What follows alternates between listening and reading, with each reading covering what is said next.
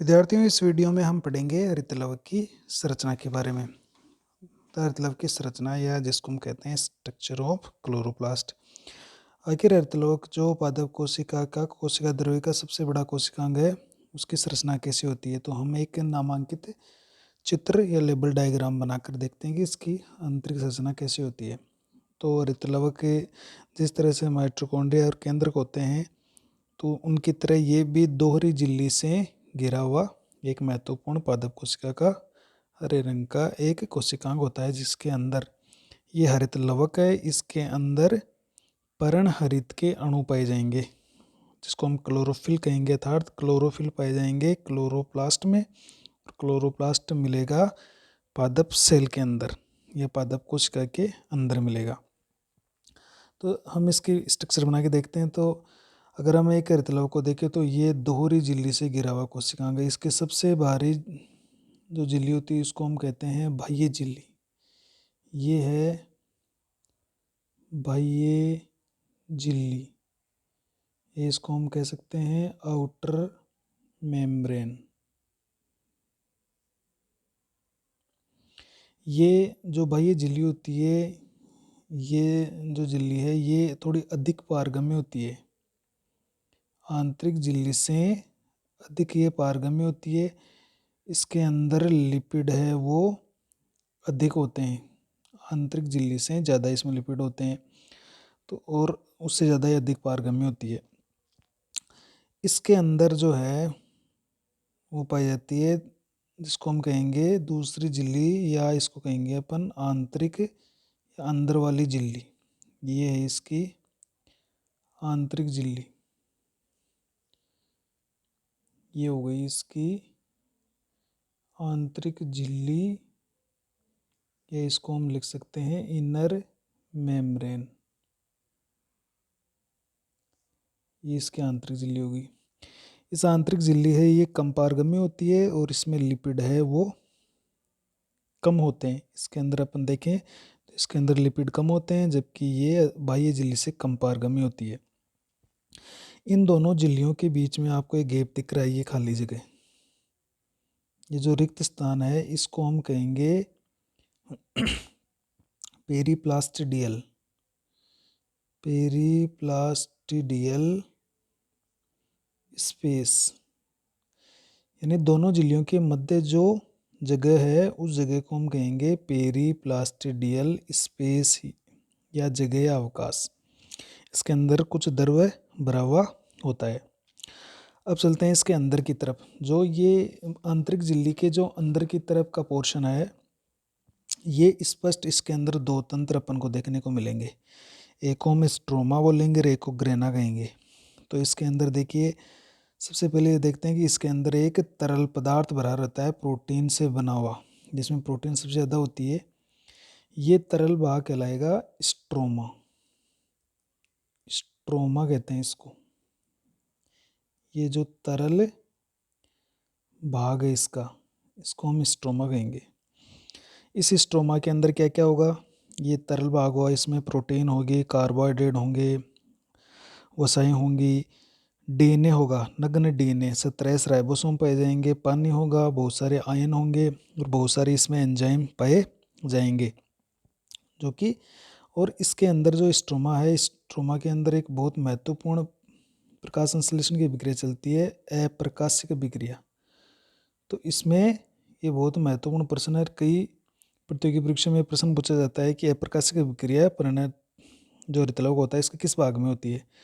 तो अप्रकाशिक प्रक्रिया है वो स्ट्रोमा में संपन्न होगी, इस तरल भाग में।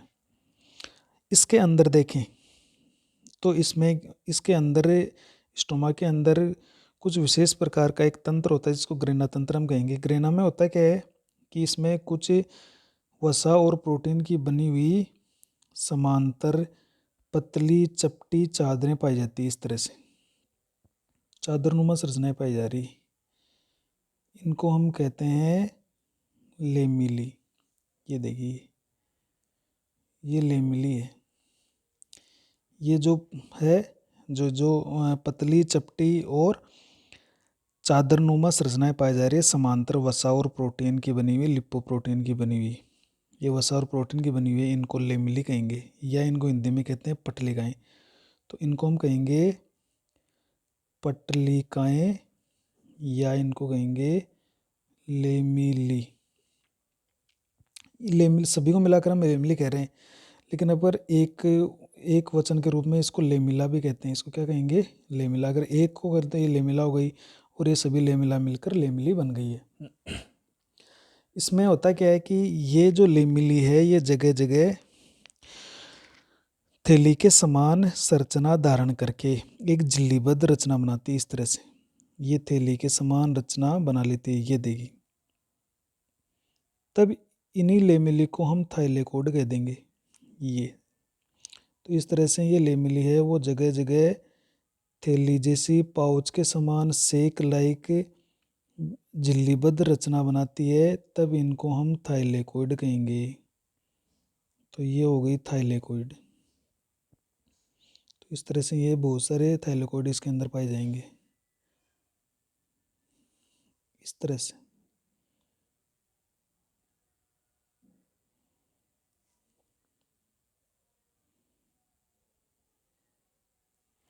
तो ये जब ये लेमिली थैली जैसी संरचना, पाउच के समान संरचना और झिल्लीबद्ध, चारों ओर से झिल्ली से घिरी हुई संरचना बना लेती है, तब हम इसे कहेंगे थाइलेकोइड। तो हम इसको एक को कह देंगे थाइलेकोइड, ये इसको हम ऐसे लिखते हैं थाइलेकोइड। अब जैसे इसमें 1 2 3 4 और ये यहाँ तक ये 5 थाइलेकोइड हो गई। तो ये जब ये पटलिकाएँ हैं वो झिल्ली जैसी झिल्लीबद्ध और थैली के समान रचना बना लेती है, तब इसी लेमिली या पटलिका को थाइलेकोइड कह देते हैं। थाइलेकोइड का मतलब ही होता है पाउच के समान या थैली के समान या एक थैले के समान रचना। इस तरह से हम देखें तो इसमें 1 2 3 4 5 थाइलेकोइड है। तो एक थाइलेकोइड का एक जैसे कोई सिक्के का ढेर लगा हुआ है उस तरह का बंडल बन रहा है। जब ये थाइलेकोइड का एक बंडल बन जाता है, तो इस बंडल को, जो ये बंडल बन रहा है, इस बंडल को, एक बंडल को कहते हैं ग्रेनम। तो जब थाइलेकोइड का एक सिक्के की ढेर के समान एक बंडल बन जाता है, तब हम उसे ग्रेनम कहते हैं। तो जैसे ये एक ग्रेनम हो गया, ये दूसरा ग्रेनम हो गया, ये तीसरा ग्रेनम, और इन सभी को मिलाकर फिर ये ग्रेनम एक वचन है और इसको बहुवचन के रूप में हम क्या कह देंगे? ग्रेना। तो इन सभी को मिलाकर हम ग्रेना कह देंगे। तो इस तरह से ये ग्रेना बन गया। ये जो ग्रेना है ये बहुत ही महत्वपूर्ण इसका एक भाग है जहाँ पर प्रकाश संश्लेषण की प्रकाशिक अभिक्रिया संपन्न होती है। ये भी इसका बहुत महत्वपूर्ण एक प्रश्न बनता है कि प्रकाशिक अभिक्रिया कहाँ संपन्न होती है, तो वो ग्रेनम या ग्रेना जो पार्ट है वहाँ पर ये संपन्न होगी। इसके अलावा इसमें और क्या क्या चीज़ें होती हैं, तो देखिए और देख लेते हैं। जैसे एक थाइलेकोइड और बना देते हैं अपन, ये थाइलेकोइड है और ये ग्रेनम हो गया। अब आप देख रहे हो कि 2 ग्रेनम है, ये पहला ग्रेनम है, दूसरा ग्रेनम। इस दोनों ग्रेनम के बीच में ये पटलिका है, तो इसको वैसे पटलिका कह रहे हैं, लेकिन जो पटलिका 2 ग्रेनम को आपस में जोड़ती है, जैसे ये पटलिका दोनों ग्रेनम को आपस में जोड़ रही है, तब हम इसको कहेंगे स्ट्रोमा लेमिली, या इसको कहेंगे हम इंटरग्रेनम। इंटरग्रेनम यानी ग्रेनम के बीच में, या इसका एक नाम है फ्रेट चैनल। फ्रेट चैनल, इसको फ्रेट चैनल भी कहा जाता है। तो जो लेमिली 2 ग्रेनम को आपस में जोड़ने का काम कर रही है उसको हम स्ट्रोमा लेमिली या इंटरग्रेनम, ग्रेनम के बीच में, इंटर का मतलब बीच में हो गया, और फ्रेट चैनल का मतलब हो गया एक सीधा चैनल है। ये देखो सीधा चैनल है, और ये सीधा चैनल के द्वारा है वो 2 ग्रेनम आपस में जुड़ी रहती है, तो इस कारण इसको फ्रेट चैनल भी कहते हैं। ये कुछ इसके अंदर महत्वपूर्ण बातें हो गई। इसके अलावा इसमें महत्वपूर्ण एक इसका घटक और है, ये है इसका खुद का डीएनए। ये डीएनए है वो नग्न डीएनए होता है, इस कारण इसको हम अर्धस्वायत्त कोशिकाएं भी कहेंगे। इसके अलावा इसके अंदर राइबोसोम पाए जाएंगे, ये इसके हैं राइबोसोम, ये इसके है राइबोसोम, और ये राइबोसोम मिलेंगे इसमें 17 इस प्रकार के, जैसे जीवाणु कोशिका में प्रोकैरियोट कोशिका में होते हैं उस तरह के इसमें 17 इस प्रकार के राइबोसोम पाए जाते हैं। इसके अलावा इसमें कुछ स्टार्च के कण भी पाए जा सकते हैं, या कुछ जैसे विशेष प्रकार की वसा बूंदे भी इसके अंदर पाई जा सकती है, जो कि थाइलेकोइड के निर्माण में काम आती रहती है। और इसके अंदर प्रोटीन भी पाई जाती है, प्रोटीन कण भी होते हैं। तो प्रोटीन और वसा के कण क्या करते हैं, थाइलेकोइड का निर्माण करते रहते हैं। तो इस तरह से ये एक हरितलवक की संरचना है। तो इसमें एक बार मैं फिर से रिपीट कर रहा हूँ इसको, कि हरितलवक है वो दोहरी झिल्ली से घिरा हुआ एक महत्वपूर्ण कोशिकांग है। इसके सबसे बाहरी झिल्ली को बाह्य झिल्ली कहते हैं, जो अधिक पारगम्य होती है। इसमें लिपिड की संख्या अधिक होती है। ये अधिक पारगम्य इसलिए होती है क्योंकि इसमें एक पोरीन प्रोटीन पाई जाती है, पोरीन प्रोटीन, जो कि इसको ये अधिक पारगम्य बनाती है। तो इसके अंदर ये पोरीन प्रोटीन पाई जाती है, और पोरीन प्रोटीन के कारण है ये अधिक पारगम्य बन जाती है। दूसरी इसके अंदर वाली झिल्ली को कहते हैं आंतरिक झिल्ली, या इसको इनर मेम्ब्रेन कहते हैं। दोनों झिल्लियों के बीच में एक खाली जगह रिक्त स्थान होता है, जिसको हम पेरीप्लास्टिडल स्पेस कहते हैं। आंतरिक झिल्ली के अंदर दो तरह का तंत्र पाया जाता है, एक तो होता है स्ट्रोमा और दूसरा होता है ग्रेना। तो स्ट्रोमा इसका तरल भाग है, जिसके अंदर बहुत ये लिक्विड पोर्शन होता है, जिसके अंदर मैंने बताया जैसे प्रोटीन, वसा, कार्बोहाइड्रेट है, या डीएनए है, या आरएनए है, या वसा की बूंदें हैं, या प्रोटीन के कण है, आयन है, पानी है, ये सभी इसमें घुला हुआ रहता है। दूसरा इसका महत्वपूर्ण संरचना होती है ग्रेना। ये ग्रेना क्या होती है कि वसा और प्रोटीन की बनी हुई देखिए चादर जैसी संरचनाएं होती है, ये इसमें पड़ी रहती है। ये चादर जैसी संरचनाओं को हम कहते हैं स्टार्टिंग में लेमिली या पटलिकाएं। जब ये पटलिकाएं थैली के समान संरचना में व्यवस्थित रहती है, या पाउच के समान संरचना में व्यवस्थित होती है, और झिल्ली से घिरी हुई संरचना के रूप में व्यवस्थित होती है, तब हम इसे थाइलेकोइड कहते हैं। और इस तरह से बहुत सारे थाइलेकोइड सिक्के की ढेर के समान रचना बना लेते हैं, जिसको ग्रेनम कहते हैं। उस एक ढेर को हम क्या कहेंगे, ग्रेनम। और इस तरह से सारे ग्रेनम मिलकर ग्रेना कहलाते हैं। और इस ग्रेना में प्रकाशिक अभिक्रिया संपन्न होती है, और स्ट्रोमा में अप्रकाशिक अभिक्रिया संपन्न होती है। चलिए तो इसका कुछ वर्णन देख लेते हैं। तो इसके वर्णन में हम देखें तो सबसे पहले तो इसका वर्णन यही है कि ये दोहरी झिल्ली से घिरा हुआ, शॉर्ट में बताता हूँ आपको, ये दोहरी झिल्ली से घिरा कोशिकांग है। दूसरा, इसकी जो बाहरी झिल्ली होती है, उस बाहरी झिल्ली में पोरीन प्रोटीन पाई जाती है, पोरीन प्रोटीन पाई जाती है, जिससे ये अधिक पारगम्य होती है, अधिक पारगम्य होती है। और इसमें लिपिड की संख्या है वो भी अधिक होती है। दूसरी इसकी झिल्ली होती है आंतरिक झिल्ली। आंतरिक झिल्ली में लिपिड या वसाएं बाह्य झिल्ली से कम होते हैं। दोनों जो झिल्लियां हैं, दोनों झिल्लियां किसकी बनी होती है, लिपोप्रोटीन से बनी होती है। लिपोप्रोटीन का मतलब हो गया लिपिड और प्रोटीन से मिलकर बनी होती है।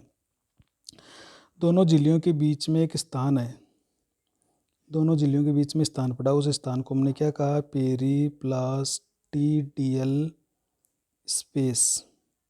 इसके अंदर कोई द्रव्य भरा हुआ होता है। हरितलवक के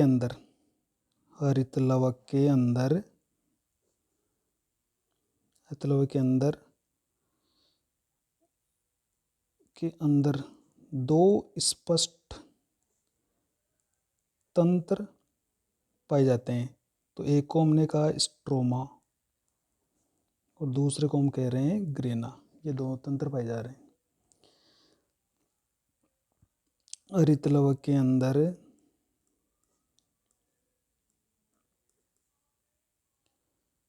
अंदर की ओर जिसमें प्रोटीन से युक्त तरल पदार्थ भरा होता है, जिसे हमने क्या कहा, स्ट्रोमा कहते हैं। इसको स्ट्रोमा कहते हैं। इस स्ट्रोमा में क्या क्या होता है? स्ट्रोमा में प्रोटीन, कार्बोहाइड्रेट के रूप में जैसे स्टार्च होता है, वसा की बूंदें होती है, नग्न डीएनए पाया जाता है, नग्न डीएनए, 17 राइबोसोम पाए जाते हैं, H2O मिलेगा, बहुत सारे आयन पाए जाएंगे और बहुत सारे इसके अंदर एंजाइम पाए जाते हैं। ये इसकी मुख्य विशेषता है।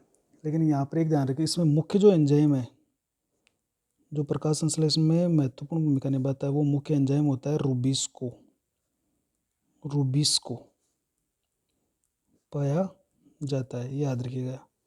ये रूबिस्को है, ये भी प्रोटीन का बना होता है। ये संसार में सबसे ज़्यादा पाई जाने वाली प्रोटीन है रूबिस्को।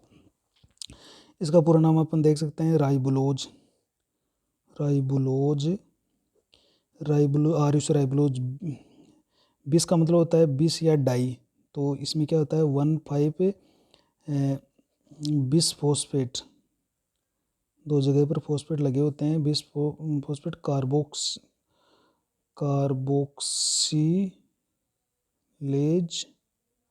ऑक्सीजनेज, ये इसका पूरा नाम होता है, राइबुलोज 1,5 बिस फोस्फेट कार्बोक्सीलेज ऑक्सीजनेज। तो ये महत्वपूर्ण एक इसके अंदर पाए जाने वाला एंजाइम है। और सबसे इम्पोर्टेंट बात ये आ जाती है कि स्ट्रोमा में प्रकाश संश्लेषण की अप्रकाशिक अभिक्रिया संपन्न होती है। ये बहुत महत्वपूर्ण बात है। अप्रकाशिक अभिक्रिया नाम से स्पष्ट, इसमें प्रकाश की कोई जरूरत नहीं है। तो अप्रकाशिक अभिक्रिया है वो स्ट्रोमा में संपन्न होगी। पहले प्रकाशिक होगी, उसके बाद में अप्रकाशिक होगी। तो अप्रकाशिक अभिक्रिया में कोई प्रकाश की जरूरत नहीं है। ये हो गया। इसके अंदर ये डीएनए पाया जा रहा है, इसको हम इसलिए 886 कोशिका की संख्या इसको देंगे। तो यहाँ पर एक चीज़ और बता देता हूँ मैं कि जो हरित लवक का डीएनए है, हरित लवक का डीएनए, इसकी जो खोज की थी वो दो साइंटिस्ट थे, रिस व प्लॉट ने की थी। रिस और प्लॉट ने की थी। और किसमें की थी इसने? क्लेमाइडोमोनास जो शैवाल है, क्लेमाइडोमोनास में हरित लवक के डीएनए की खोज रिस और प्लॉट ने की थी। जैसे माइटोकॉन्ड्रिया में भी डीएनए था, तो उसकी खोज किसने की थी? दो वैज्ञानिक थे, नेस और मर्गिट। हमने ये पढ़ा था माइटोकॉन्ड्रिया वाली वीडियो में कि नेस और मर्गिट ने माइटोकॉन्ड्रिया में डीएनए खोज की थी। और हरित लवक में डीएनए खोज किसने की थी? रिस और प्लॉट ने। तो इसमें क्लेमाइडोमोनास इन्होंने यहाँ पर खोज कर दी थी। ये तो गई स्ट्रोमा की बात। अब स्ट्रोमा के अंदर क्या है? देखिए, स्ट्रोमा के अंदर पतली चपटी लिपोप्रोटीन से बनी चादर नुमा संरचनाएं पाई जाती है, जिन्हें क्या कहते हैं? हम हिंदी में तो कहते हैं उनको पटलिकाएं, या अंग्रेजी में कहते हैं उनको लेमिली। तो जो हमने ये चित्र देखा था कि जो ये पतली पतली चादरें होती है, इनको हम लेमिली या पटलिकाएं कहती हैं। तो ये हमारे अंदर ये जो स्ट्रोमा है, उस स्ट्रोमा के अंदर ये पटलिकाएं पाई जा रही है। लेकिन ये जो पटलिकाएं हैं, ये बिल्कुल चपटी प्लेट की तरह होती है, चपटी पतली प्लेटों की तरह ये इसके अंदर पाई जाती है। अब ये जब होता क्या है कि इसमें कि जगह जगह पर जब ये लेमिली, इसको लेमिली लिख देते हैं हम, लेमिली पतली थैली रूपी झिल्लीबद्ध संरचना थैली के समान, ये ध्यान रखिएगा, झिल्लीबद्ध संरचना के रूप में व्यवस्थित रहती है, तब इसे हम क्या कह देंगे, थाइलेकोइड कह देंगे। या अंग्रेजी में इसको कहें तो थाइलेकोइड इसको कह देंगे, तब इसको थाइलेकोइड। ये जो थाइलेकोइड है ये एक सेक लाइक या पाउच होता है ना, पाउच लाइक स्ट्रक्चर होती है, मतलब इस तरह से। ये तो है एक चपटी, मान लीजिए चपटी, जैसे मैं आपको इस तरह एक बताता हूँ कि किस तरह से ये हो सकती है। तो मान लीजिए एक कागज़ का टुकड़ा है ये,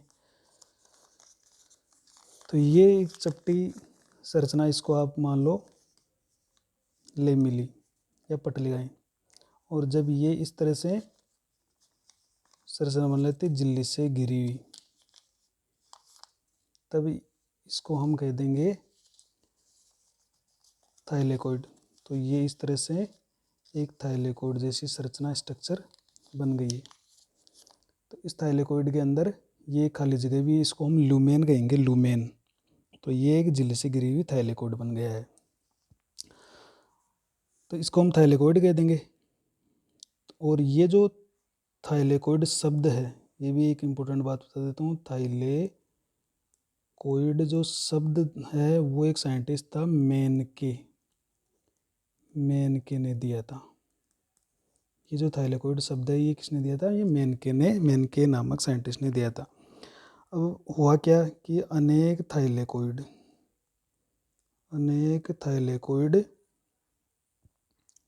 सिक्कों के ढेर के समान व्यवस्थित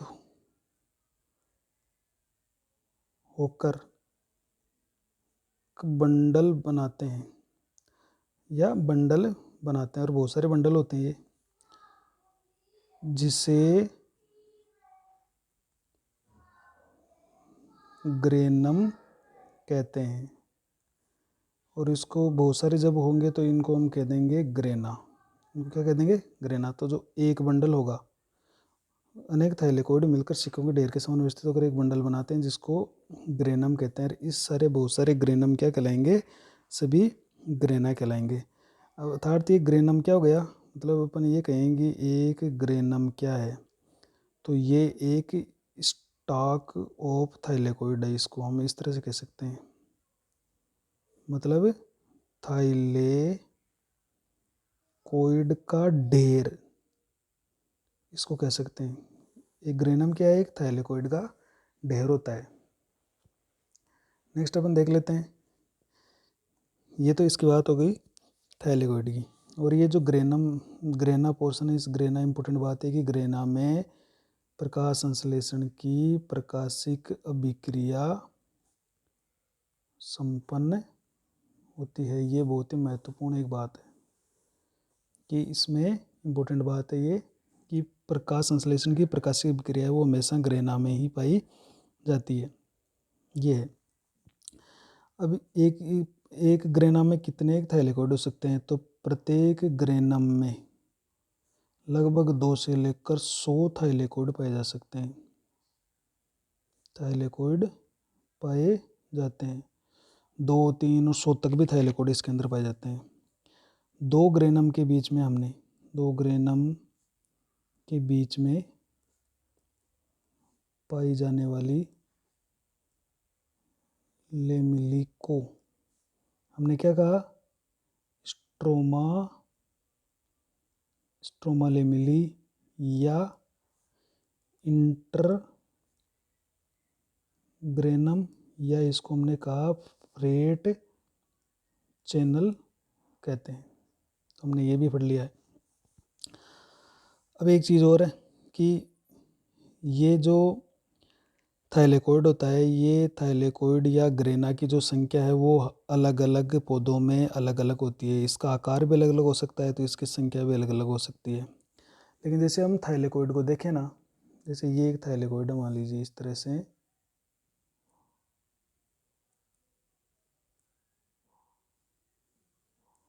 तो ये यहाँ तक ये थाइलेकोइड का ढेर है एक, ये, तो इसको हम कहेंगे ग्रेनम। इसमें 1 2 3 4 थाइलेकोइड हो गए। और ये हो गया फ्रेड चैनल, या जिसको इंटरग्रेनम कह रहे हैं अपन।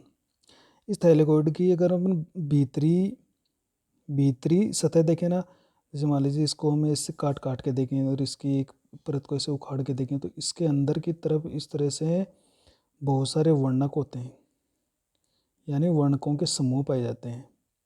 तो ये जो वर्णकों के समूह होते हैं, इनको हम कहेंगे क्वांटासोम। क्या कहेंगे? क्वांटासोम। तो हम ये कह देंगे कि थाइलेकोइड की भीतरी सतह पर अनेक वर्णकों के समूह है, या इनको हम सूक्ष्म कण है, छोटे छोटे कण होते हैं, पाए जाते हैं, जिन्हें बहुत इंपॉर्टेंट ये संरचनाएं हैं क्वांटासोम। क्वांटासोम पाए जाते हैं, तो ये क्वांटासोम्स होते हैं। ये जो क्वांटासोम नाम है, ये 2 साइंटिस्ट हुए थे, पार्क व बिगिन ने दिया। ये क्वांटासोम नाम पार्क व बिगिन 2 साइंटिस्ट ने दिया था, ये भी आपको याद रख लें। तो इसके भीतर से तो बता दिया मैंने आपको, वर्णकों के समूह पाए जाते हैं। इसमें बहुत सारे वर्णक होते हैं, क्लोरोफिल ए, क्लोरोफिल बी या कैरोटीनॉइड्स वगैरह इसके अंदर पाए जाते हैं। अब इनकी अगर बात करें ना कि एक क्वांटासोम में क्या क्या होते हैं, तो प्रत्येक क्वांटासोम में, मान लो एक क्वांटासोम, मान लो इसके अपन देखें तो ये एक क्वांटासोम है, एक अपन ले लें कि एक छोटा सा इसका पोर्शन ले लें, तो ये क्वांटासोम, तो इसमें कौन कौन होंगे? तो एक क्वांटासोम में लगभग 160 तो क्लोरोफिल ए के अणु होते हैं, 70 क्लोरोफिल बी के अणु पाए जाते हैं, और इसके साथ लगभग 50 कैरोटीनॉइड जेंतोफिल और कैरोटीन्स वगैरह पाए जाते हैं। अर्थात लगभग इसमें 230, तो अगर इनको जोड़ें तो 230 तो पर्णहरित के अणु हो गए, 230 तो पर्णहरित के अणु पाए जा रहे हैं, और 50 कैरोटीनॉइड्स के अणु पाए जा रहे हैं। पर्णहरित में भी सबसे मुख्य तो ये है, जो सबसे प्रमुख वर्णक होता है, और जो जिसको विक्रिया स्थल भी कहेंगे। बाकी ये इसके सहायक वर्णक है, जो प्रकाश को अवशोषित करके इसको देते रहेंगे। मतलब ये इसका मुखिया है बीच में क्लोरोफिल ए। तो इसके साथ क्लोरोफिल बी होगा, और चारों ओर से घेरे हुए इसके कैरोटीनॉइड्स पाए जाएंगे। तो ये क्वांटासोम होगा, देखिए ये क्वांटासोम है। तो इस तरह से इसके अंदर ये पर्णहरित के अणु, और लगभग 230 पर्णहरित के अणु और 50 कैरोटीनॉइड्स के अंदर पाए जाते हैं। अब ये जो वर्णक है ना, ये वर्णक क्या करते हैं, ये आपस में मिलकर, और अलग अलग तरह के वर्णक मिलकर, अलग अलग तरह के वाहक मिलकर, ये जो वर्णक है, ये वर्णक समूह के कारण 2 तंत्र बनेंगे, पीएस फर्स्ट और पीएस सेकंड बनते हैं। तो ये आगे पढ़ेंगे अपन, प्रकाश तंत्र फर्स्ट और प्रकाश तंत्र सेकंड, फोटो सिस्टम फर्स्ट और फोटो सिस्टम इन्हीं के कारण से बनते हैं। इसमें जो क्लोरोफिल ए है ना, ये मुख्य वर्णक है, इसको अभिक्रिया स्थल कहते हैं, अभिक्रिया स्थल। ये इंपॉर्टेंट बात है, क्लोरोफिल ए इनका सबका मुखिया होता है, बाकी इसको चारों ओर से अन्य वर्णक घेरे रहते हैं। अब ये क्या करते हैं, जैसे ये क्लोरोफिल ए है, तो इसको चारों ओर से ये अन्य वर्णक घेरे हुए हैं, जैसे बी घेरे हुए हैं, और ये कैरोटीनॉइड्स घेरे हुए हैं। तो जो प्रकाश ये ए अवशोषित करता है ये कर लेता है, बाकी प्रकाश को ये अवशोषित करके क्लोरोफिल ए को देते रहते हैं, इस तरह से। तो ये आज हमने ये क्लोरोफिल ए की पूरी संरचना पढ़ी है। अब कुछ इसमें विशेष बातें और पढ़ लेते हैं कि नोट, हमने थाइलेकोइड पढ़ा, तो थाइलेकोइड की हमने इस तरह संरचना पढ़ी, तो ये एक झिल्लीबद्ध संरचना है। तो हम ये कह सकते हैं कि थाइलेकोइड झिल्लीबद्ध रचना है या संरचना है। इसके अंदर देखो ये खाली जगह है, इस खाली जगह को कहते हैं लूमेन। इस खाली जगह को क्या कहेंगे? लूमेन। तो झिल्लीबद्ध रचना है जिसके अंदर एक खाली जगह है जिसे लूमेन कहते हैं। लूमेन को हम हिंदी में कहते हैं अवकाश, इसमें अवकाश पाया जाता है। दूसरी महत्वपूर्ण बिंदु, ये जो थाइलेकोइड है, थाइलेकोइड, ये हरितलवक की, इम्पोर्टेंट बात है, ये हरितलवक की संरचनात्मक इकाई है। संरचनात्मक इकाई, स्ट्रक्चरल यूनिट जिसको हम कहते हैं थाइलेकोइड, इसकी संरचनात्मक इकाई है ये थाइलेकोइड जो है। अब संरचनात्मक हुई तो क्रियात्मक इकाई कौन सी है? तो क्रियात्मक इकाई है इसकी क्वांटासोम, याद रखिएगा। क्वांटासोम हरितलवक की क्रियात्मक इकाई है, क्योंकि प्रकाश क्वांटासोम पर ही पड़ेगा और वहाँ पर ही सारी क्रिया होगी। तो संरचना तो बना रही है थाइलेकोइड, और काम कहाँ हो रहा है? क्वांटासोम में। तो काम तो हो रहा है क्वांटासोम में, संरचना बना रहा है थाइलेकोइड। तो थाइलेकोइड हरितलवक की संरचनात्मक स्ट्रक्चरल यूनिट है, और क्वांटासोम है वो फंक्शनल यूनिट होती है इसकी, या जिसको हम कहते हैं क्रियात्मक इकाई। कुछ विशेष बात और देख लेते हैं इसमें।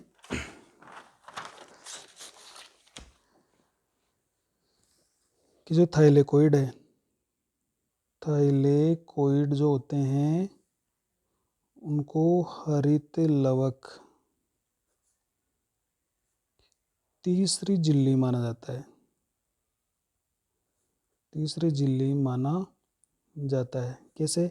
2 झिल्लियों से तो हरितलवक गिरा हुआ है और एक झिल्ली का ये थाइलेकोइड है, तो 1, 2 और 3, तो इस तरह से ऐसा लग रहा है कि तीसरी झिल्ली हो, तो इसको तीसरी झिल्ली माना जाता है हरितलवक की।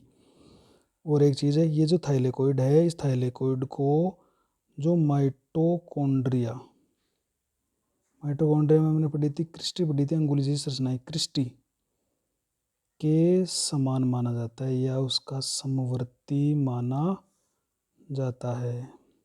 क्यों माना जाता है? क्योंकि इसमें भी प्रकाश आएगा और वहाँ पर, यहाँ पर भी एटीपी का निर्माण होता है। तो ये कुछ इम्पोर्टेंट बातें थी, और हमने आज इसमें पूरी तरह से इसका संरचना को पढ़ा है। एक बार आप संरचना का चित्र और देख सकते हैं।